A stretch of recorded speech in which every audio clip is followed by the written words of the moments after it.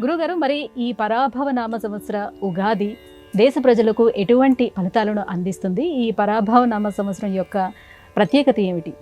అద్భుతమైన కాలచక్రంలో ఒక్కొక్క సంవత్సరము గడుస్తూ మానవ జీవన కర్తవ్యాన్ని మనకు ప్రబోధిస్తూ ముందుకు సాగుతున్న క్రమంలో ఈ సంవత్సర ఫలితాలు ఏమిటో తెలుసుకొని జీవన క్రమాన్ని కొనసాగించటం అనేది తరతరాలుగా వస్తున్న సాంప్రదాయం. పరాభవ నామ సంవత్సరంలో నవనాయకుల ఫలితాలలో 7 నాయకులు శుభగ్రహాలు, 2 మాత్రమే పాపగ్రహాలు. ఇది ఒక శుభ సూచకం. శుభగ్రహము శుభ ఫలితాన్ని ఇస్తుంది కనుక మొట్టమొదట ఈ సంవత్సరం గురువారంతో ప్రారంభమవుతుంది కనుక రాజు బృహస్పతి. బృహస్పతి ధర్మ బుద్ధిని కలుగజేసి ఆధ్యాత్మిక చింతనను పెంచేటువంటి లక్షణం కలవాడు కనుక పాలకులు ప్రజలు ధర్మం పట్ల ఆసక్తితో దేవతారాధనను కొనసాగిస్తూ ఆధ్యాత్మిక చింతనను చేస్తూ జీవితాన్ని గడిపేటువంటి లక్షణం కనబడుతూ ఉన్నది. మంత్రి కుజుడు. కుజుడి కారణంగా వర్షాలు బాగానే కురుస్తాయి. కానీ ఎర్రటి వర్ణంతో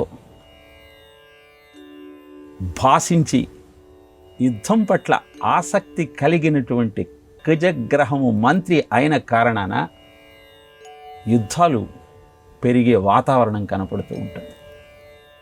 అగ్ని ప్రమాదాలు జరిగే అవకాశం ఉన్నది. వేసవిలో ఎండలు మండే అవకాశం కనపడుతున్నది. ఇక సైన్యాధిపతి చంద్రుడు. వర్షాలు బాగా కురుస్తాయి అన్న సత్యము సైన్యాధిపతిగా ఉన్న చంద్రుడి వలన మనం తెలుసుకోవచ్చు. పంటలు బాగానే పండుతాయి. ఆ తరువాత శుక్రుడు సస్యాధిపతి అయ్యాడు కనుక తెల్లటి వర్ణం కలిగిన భూములలో పంటలు అద్భుతంగా పండుతాయి. మెట్ట మాగాణిలలో చేసే వ్యవసాయం సక్రమంగా సాగి పంటలు చేతికి వస్తాయి. ధాన్యాధిపతి బుధుడు. బుధుడి కారణంగా వర్షాలు ఒక మోస్తరుగా ఉండే అవకాశం కనపడుతూ ఉంది. మీకు సందేహం కలగవచ్చు, ఇప్పటిదాకా వర్షాలు బాగా కురుస్తాయి అంటున్నారు, ఇప్పుడేమో వర్షాలు ఒక మోస్తరుగా ఉంటాయి అంటున్నారు. ఇది ఎలా సంభవం అంటే, మనం సైన్స్లో చదువుకున్నాం. ఒక వస్తువు మీద శక్తి పాతం జరిగినప్పుడు ఆ శక్తుల యొక్క కోణాన్ని బట్టి ఆ వస్తువు మీద ప్రభావం ఉంటుంది. అలానే అనంత విశ్వంలో ఉన్న ఈ గ్రహములు వాటి వాటి ప్రభావాన్ని మన మీద చూపిస్తూ ఉంటాయి.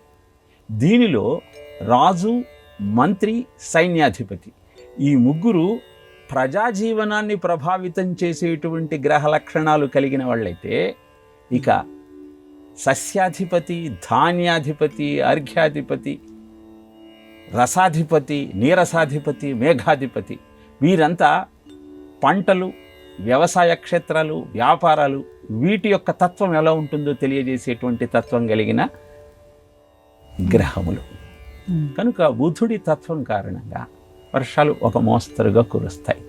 ఇక అర్ఘ్యాధిపత్యం కూడా చంద్రుడే స్వీకరించిన కారణాన ధరలు బాగా పెరుగుతాయి.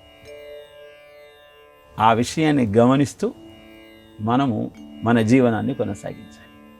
మేఘాధిపతి శుక్రుడు కాబట్టి వర్షాలు బాగానే ఉంటాయి.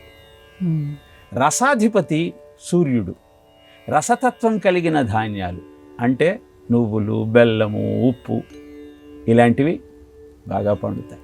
ఈ నవనాయకుల యొక్క లక్షణాలతో ప్రపంచము యుద్ధ వాతావరణంతో కొంత భీతిల్లినా ధర్మబుద్ధి కలిగి పంటలు చేతికి అంది ప్రజా జీవితం సక్రమంగా కొనసాగుతుంది అని మనం తెలుసుకోవచ్చు. మనము మొత్తం సమీక్షించి చూసినట్టయితే చాలామంది పరాభవనామ సంవత్సరం అనగానే అవమానాల పాలవుతామేమో అన్నటువంటి ఆలోచన చేస్తున్నారు.